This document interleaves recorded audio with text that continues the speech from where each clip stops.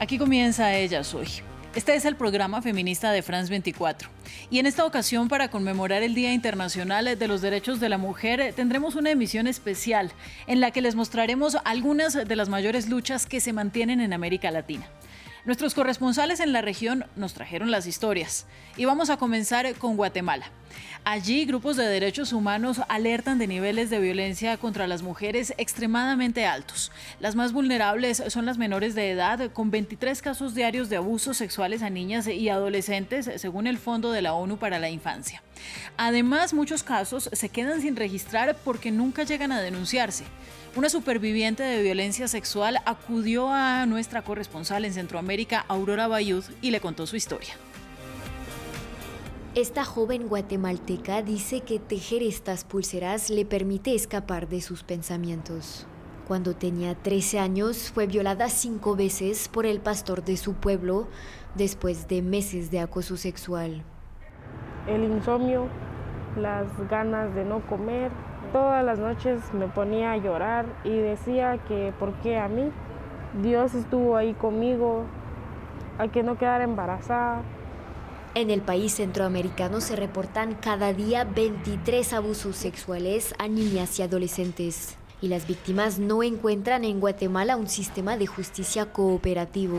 2 años después de los hechos, la sobreviviente cuenta un proceso lento y desgastante. Su agresor fue condenado a 26 años de cárcel, pero todavía sigue libre. No me pareció un proceso fácil porque el psicólogo me preguntaba cosas que yo ya no quería recordar. Me hicieron quitarme la ropa, me investigaron.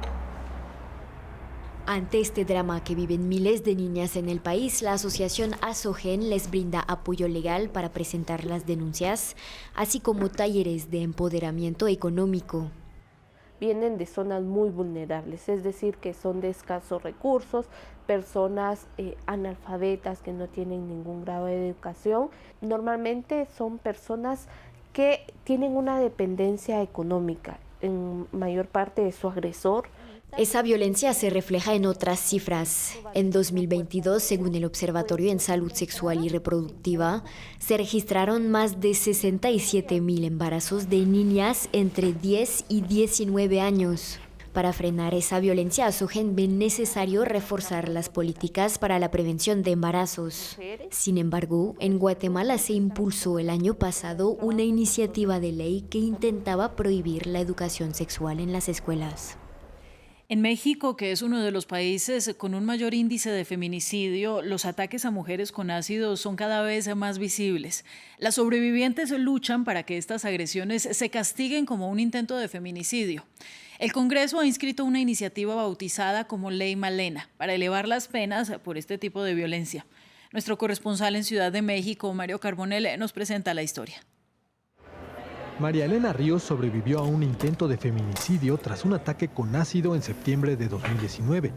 Hoy ya puede volver a tocar el saxofón, pero superar la agresión ha sido tortuoso.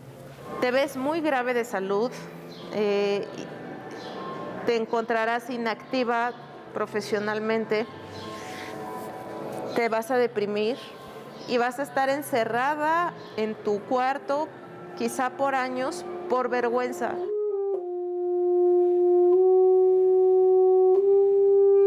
Según datos de la Secretaría de Salud, en la última década se registraron 797 amenazas o agresiones. Solo en 2022 hubo 222 amenazas y se perpetraron 47 ataques con ácido o alguna otra sustancia.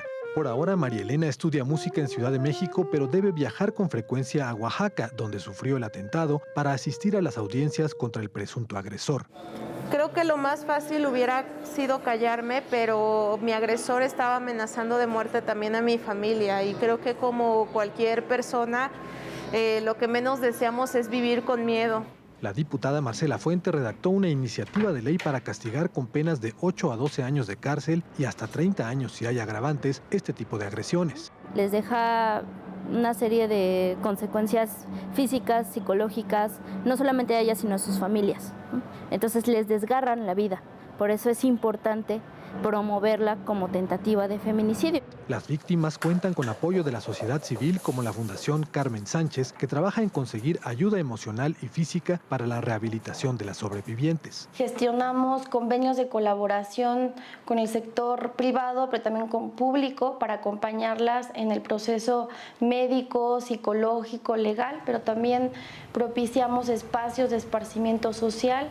El caso de María Elena y su ardua búsqueda de justicia sigue inspirando a otras víctimas y a la propia legisladora a visibilizar esta problemática para que las mujeres en México no sean atacadas con ácido.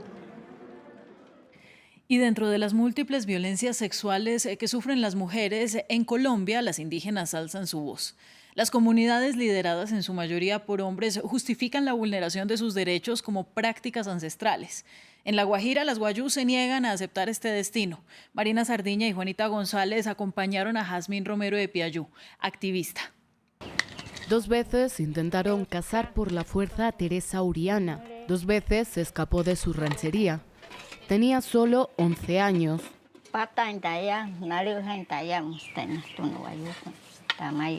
El matrimonio infantil forzoso dentro del pueblo guayú sigue siendo una tradición en algunas familias. Para las supervivientes, las secuelas perduran en el tiempo.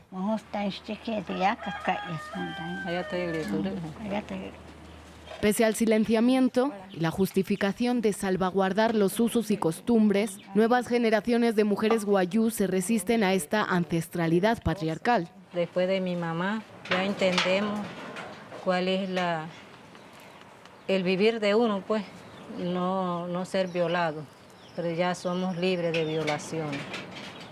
Yo me he enamorado felizmente de mi esposo. Sin perder su identidad, a pesar de las amenazas dentro y fuera de su comunidad, Jazmín Romero de Piayú, activista y feminista indígena guayú, hace su lucha desde el movimiento feminista de mujeres y niñas guayús, con énfasis en las áreas más remotas y aisladas de La Guajira. También asesora a los familiares de las víctimas de feminicidio, como al profesor Manuel Epieyú, padre de Janie Elena, violada y asesinada en 2021. Está en manos de la justicia ordinaria y que queremos una respuesta, que la exigibilidad tanto de parte de nosotros que somos activistas y de parte de ustedes como acompañamos el proceso a las víctimas, es que actúen ya de una vez y no dilaten más los casos de feminicidio que hay en las comunidades indígenas. Su hija tenía 17 años. Como en otros casos de feminicidio en la región, el asesino sigue libre. Y nosotros pues prácticamente no contamos el respaldo de la justicia ni del Estado en esa parte. Abanderando el feminismo indígena, cada vez son más las mujeres guayú que alzan la voz desde dentro contra las opresiones y violencias sexuales en sus comunidades. Y llega el momento del análisis. Para ampliarnos sobre estas dinámicas de violencia sexual y de derechos reproductivos que acabamos de ver en América Latina, tenemos con nosotras a Verónica Vera, directora ejecutiva de la Asociación Feminista Surcuna en Ecuador. Verónica, bienvenida a Ellas Hoy. ¿Y por qué, a pesar de que muchos países están implementando medidas, por ejemplo, para combatir la violencia sexual, los indicadores no bajan como se esperaría? ¿Cuál sería la propuesta de acción? Hola, ¿qué tal? Buenos días, un gusto acompañarles. Y bueno, primero decir que efectivamente lo que vemos es que las mujeres hemos tenido que luchar y es gracias a estas mujeres que han luchado antes de nosotras que hemos logrado tener derechos, ¿no? Escuchábamos del caso de Teresa, que ahora sus hijas no viven la situación de violación que ella vivió justamente porque hubo un cambio cultural, ¿no? Hubo una educación sexual alrededor de que la violencia sexual en contra de ellas no era algo que debería normalizarse o que debería entenderse como algo cultural. Creo que ese es el primer paso que nos estamos olvidando en los países. El feminismo muchas veces enfocado en la búsqueda de justicia, en la sanción penal, en la cárcel para los agresores sexuales, pero algo que todavía son deudas pendientes muy grandes en nuestros países es la prevención. Y para la prevención es el trabajo en educación, ¿no? La educación contra los machismos, contra las violencias, la educación sexual desde las infancias con los niños, las niñas, y también la educación sexual para los padres y las madres que están en la crianza de estos niños que efectivamente a futuro podrían ser quienes agredan o quienes decidan no ejercer estas formas de violencia, y contra las niñas también, justamente quienes están en la crianza de niñas, para que nos enseñen que la violencia no es normal, que el amor no puede ser sinónimo de ninguna forma de violencia ni de agresión. Entonces creo que el reportaje que veíamos antes nos indicaba que justamente es la cultura la que debe cambiar, es la educación la que debe priorizarse y eso es lo que va a hacer que efectivamente en un futuro que espero que no sea tan lejano, dejemos de contar estas historias tan dolorosas. Y es que también además se preocupa muchísimo que el feminicidio está disparado en toda la región, ¿no? Las cifras son altísimas en todos los países, abriendo por México, que era el país en el que veíamos el testimonio de las mujeres quemadas con ácido. Y yo quisiera preguntarle si esto es una muestra de que las otras violencias están fuera de control, porque al final tiene que ser la mayor alerta si la culminación de todas las violencias, que es el feminicidio, es un crimen que está tan fortalecido en América Latina. Efectivamente, o sea, que los feminicidios sean algo que es, digamos, la huella de nuestra región, suceden en todos los países, en México y en Ecuador no nos quedamos atrás, tenemos 332 víctimas de feminicidio y la mayoría de estos casos están en la impunidad.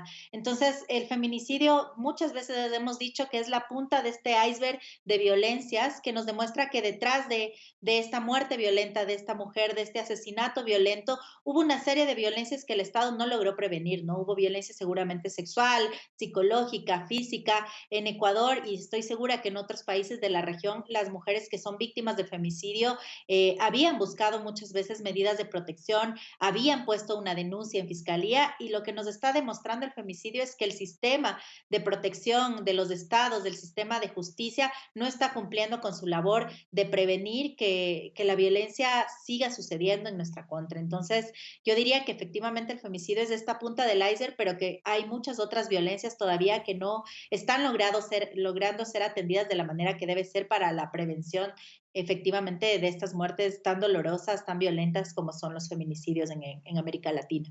Y Verónica, yo la veo con su pañuelo verde, que es uno de los grandes estandartes de las luchas feministas y del 8 de marzo que acaba de pasar. Más adelante vamos a ver un reporte sobre cómo va el aborto en Argentina y también sobre qué es lo que ha pasado en Colombia, que se ha convertido en uno de los países más progresistas en la materia desde hace un año. Pero antes quiero preguntarle a usted sobre los avances en materia de derechos reproductivos. ¿Qué tareas tienen pendientes los países en los que ya hay avances por la despenalización, como los que le acabo de nombrar? ¿Y cómo debe enfocarse la lucha en países que son muchísimo más restrictivos, caso de Honduras o caso de República Dominicana? Bueno, efectivamente, en los países donde ya hemos ganado este derecho, porque este derecho se ha ganado con la lucha de las mujeres, con la lucha feminista, el derecho a poder decidir, a poder abortar, lo que hace falta es la implementación de las políticas públicas o de las leyes para que cada vez haya menos trabas cuando nos vayamos al sistema de salud, cuando vayamos a un hospital a exigir justicia, a exigir, perdón, el acceso a este derecho, no en la interrupción del embarazo.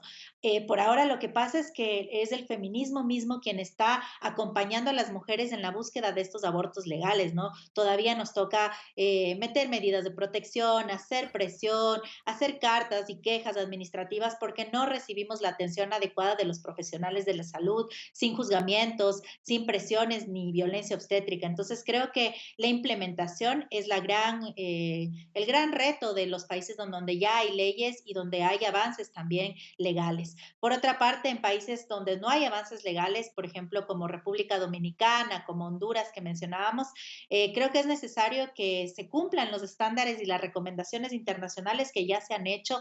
Tenemos miles de recomendaciones, no me podría aterrizar en alguna en este momento porque son demasiadas, que ya dicen que penalizar el aborto es una forma de violencia contra las mujeres, que la criminalización de las mujeres por la interrupción del embarazo es una forma de violencia y en algunos casos es una forma que podría ser considerada tortura. Entonces hay que avanzar a que nuestros cuerpos y nuestras decisiones dejen de estar penalizadas y sobre todo hay que felicitar también los pequeños logros. Por ejemplo, vimos que este 8 de marzo en Honduras se logró aprobar la anticoncepción oral de emergencia y así Honduras deja de ser el único país, perdón, en América Latina en donde estaba prohibida una pastilla anticonceptiva y que es de emergencia justamente para prevenir embarazos en casos de violencia sexual. Y después de 10 años en los que estuvo prohibida, ya Verónica termina el tiempo con usted, le quiero agradecer y también pues pues hacer el último comentario para cerrar, digamos, este macro de los temas, y es que las maternidades deben ser deseadas y también entender que el derecho al aborto no es un tema que solamente nos inmiscuya a las mujeres que tenemos privilegio de educación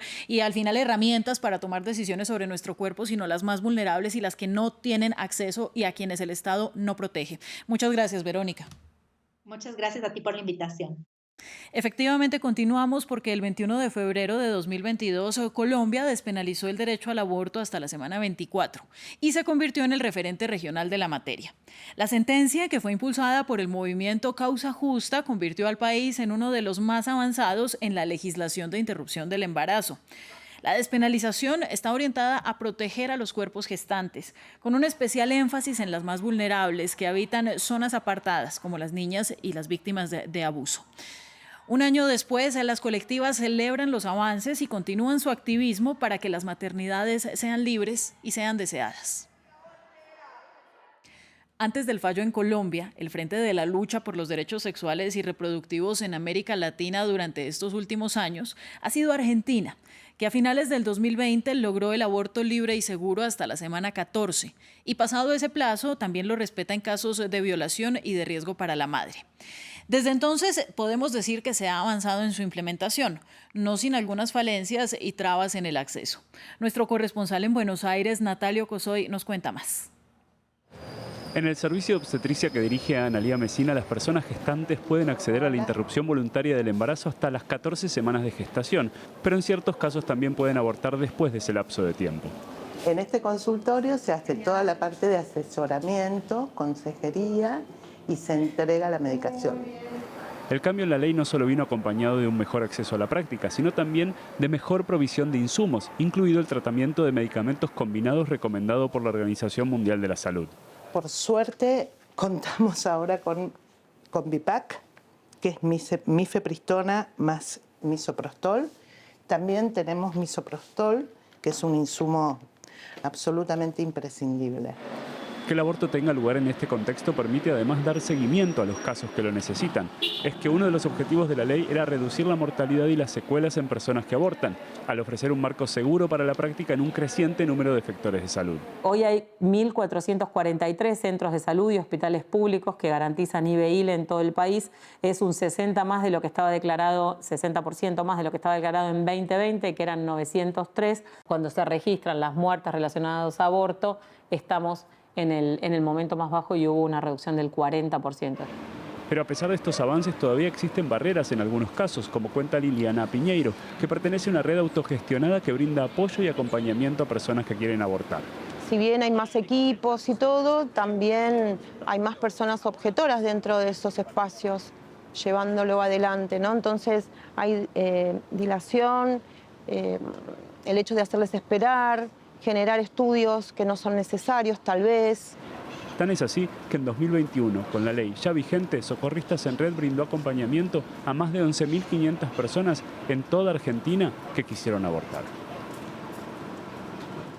Ya hemos hecho una evaluación de las violencias en América Latina y ahora vamos a pasar al último segmento de este especial de Ella Soy, hablando del debate en torno a la legalización o a la abolición de la prostitución, que se mantiene muy activo en América Latina y que genera además grandes brechas en el feminismo. Para dar voz a todos los puntos de vista, primero vamos a contar con Sara Jaramillo Gómez, quien es abogada y representante del colectivo abolicionista de Medellín en Colombia. Y en unos momentos veremos también los testimonios de regulacionistas. Comienzo con Sara. Gracias a usted por estar en Ella Soy. Hola, muy buenas tardes a todos. ¿Cómo están? Gracias al canal por abrir los micrófonos. Si el debate, digamos, es álgido, es necesario, es importante que comencemos a tener estas conversaciones, ¿cierto?, a nivel internacional. La abolición de la prostitución parte de una premisa fundamental, y es que las mujeres seamos consideradas como seres humanas, como seres que tienen y cuentan con una dignidad que debe ser entendida y garantizada por el Estado. En ese sentido, partimos también de otra premisa, y es que ninguna mujer tiene precio y que la mayoría de mujeres que en este momento se encuentran en contextos de prostitución no lo hacen por el consentimiento o la libertad de elegirlo, o porque sea, digamos, un espacio que la ayude a concretar con sus proyectos de vida, sino que lo hacen por una necesidad económica, y es precisamente esta necesidad económica la que termina anulando ese consentimiento que supuestamente pues se da a la hora de ingresar a este escenario que es violento, y que el sistema prostituyente en sí mismo no es más que la expresión de la violencia machista y de la cosificación sobre los cuerpos de las mujeres. El feminismo actualmente lucha por eso. Bueno, unas partes del feminismo, ¿no? Porque sí hay que tener muy claro que esto genera muchísimas divisiones entre las propias feministas, pero también hay que tener claro que el ambiente de la prostitución es un ambiente dominado por el proxenetismo. Y yo aquí quiero preguntarle, Sara, ¿por qué considera o descarta más bien el abolicionismo que sea posible regular la prostitución y darle el título de trabajo sexual como abogan otras compañeras? Bueno, la regulación como tal no responde de manera suficiente a los planteamientos que se plantean a la hora de analizar esos escenarios violentos de la prostitución. En principio, porque la violencia no se acaba por la forma de vinculación que tengan estas personas, que muchas veces son mujeres víctimas de trata de personas, y tampoco logra responder pues precisamente como a las demandas de derechos humanos que tiene el movimiento feminista dentro del marco jurídico. Entonces, digamos que es insuficiente la regulación precisamente por eso, porque nosotras, digamos, desde la perspectiva abolicionista, lo que buscamos es analizar la prostitución como ese escenario violento que es, atacar la demanda de prostitución. El problema no es de las víctimas, digamos, o de las mujeres que están en prostitución en este momento, sino que analizamos la existencia de la prostitución porque hay una demanda, y partimos también de que entrar a garantizar, digamos, esa premisa de garantizar derechos laborales para las mujeres que están en prostitución no es más que una máscara para ocultar lo que hay detrás, y es garantizar un derecho que tienen los hombres a acceder a cuerpos de mujeres. Y eso es lo que está mal, y eso es lo que critica el abolicionismo, y plantea precisamente un modelo en el que podamos atender a las mujeres que en este momento están en prostitución para que cumplan sus sueños, para que sean reconocidas como mujeres que pueden soñar y puedan concretar un proyecto de vida digno en la sociedad, y persiga y sancione al proxenetismo y a quienes demandan prostitución. Bien, Sara, ya nos estamos casi quedando sin tiempo para esta entrevista. Me queda tiempo para una pregunta más, también haciendo la reflexión para nuestros televidentes sobre la trata de personas, ¿no? Que son casos que no están regulados, que no están bien verificados, y en los que normalmente una víctima de trata no va a admitir que es una víctima de trata. Así que es muy difícil aplicar unas medidas que regulen y que nos permitan distinguir quiénes quisieran, según los puntos de vista regulacionistas, hacer parte de la prostitución, y quienes están ahí porque están bajo obligación y bajo amenaza. Pero más allá de estas posturas activistas, yo quisiera hablarles, Sara, de la preocupación común que existe en las diversas colectivas, y es el bienestar de las mujeres que están en prostitución, aunque con unos enfoques que son ampliamente distintos. ¿Usted cree que hay esperanza de hallar puntos de encuentro? Porque el feminismo es una gran lucha, pero fragmentada. Bueno, puntos de encuentro en el sentido de que siento que en la medida en que las propuestas que se entren a defender versen sobre el bienestar de las víctimas de trata, de las sobrevivientes, y de reconocer también dentro del mundo de la prostitución, pues que no todas lo hacen porque quieren, y que eso, de hecho, esas personas o esas mujeres que se nombran desde esa manera representan una gran minoría dentro del colectivo de mujeres que está ahí por necesidad y por hambre. Entonces el punto de encuentro es ese, los derechos humanos. Pues Sara, mire, yo le agradezco mucho por traernos su punto de vista, que es valioso y que enriquece el debate. Ya se nos acabó el tiempo y le deseo que tenga buena jornada. Muchas gracias. Y para nuestro cierre, pues vamos a ver el punto de vista de Lourdes Torres, quien se define como trabajadora sexual y que defiende los derechos de sus compañeras, quieran o no salir de esta práctica. La historia es de Gustavo Ortega. Ayudamos a las personas, mujeres positivas con VIH. Lourdes Torres, líder de la Asociación Pro Defensa de la Mujer, se declara activista por los derechos de las mujeres y busca apoyo ante la falta de un marco jurídico de protección para esta actividad en Ecuador. Mientras lo consigue, Lourdes ayuda también a las familias de mujeres en situación de prostitución. un término que ella no comparte y prefiere el de trabajadoras sexuales.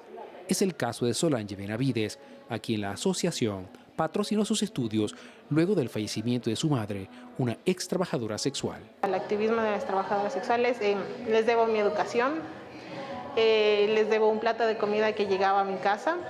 Mi mamá, con apoyo de la señora Lourdes Torres, pudo salir del trabajo sexual. Este día Lourdes asiste a una audiencia en un tribunal de Quito para presentar una acción de protección a favor de 4.000 de ellas.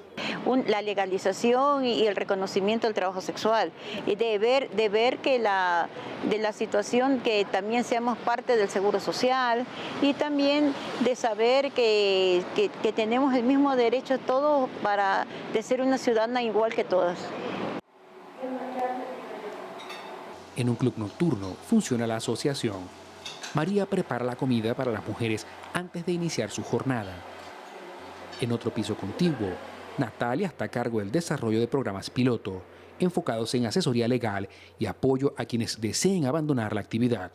En el país, según Natalia, hay 70.000 establecimientos, como los llama el Ministerio de Salud Pública, donde se ejerce esta actividad. La Asociación Pro Defensa de la Mujer en sí, lo que hemos retomado es el tema de ayudar y guiar a las chicas en el tema de derechos. Aunque la prostitución en Ecuador no es ilegal, no hay una regulación de protección de sus derechos. Solo se practica en lugares denominados casas de tolerancia. Lourdes cuestiona que no garantizan la integridad física, psicológica o una vida libre de violencia. Cada día estas mujeres pueden ser víctimas de explotación sexual o abuso de las autoridades. Con mucha información para pensar fuera de la pantalla, llegamos al final de este especial de Ellas Hoy por el 8M. Muchas mujeres lo hicieron posible. La producción del programa estuvo a cargo de Alba Santana y de Jennifer Guevara. Y la coordinación de corresponsales por Herminia Fernández. La producción de invitados la realizó Laura Espinosa. Gracias a ustedes por vernos y vivas nos queremos.